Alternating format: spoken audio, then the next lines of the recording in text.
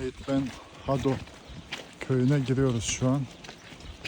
Arkadaşlar söylediğim gibi bu köy hani her Ramazan seyrettiğimiz ve Arabistan'da çekildiğini zannettiğimiz Çağrı filmi var ya, o filmin çekildiği köy.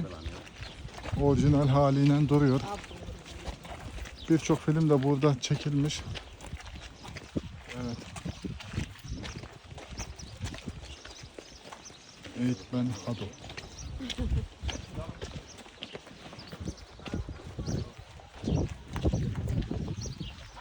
Şu an giriş yapıyoruz köye.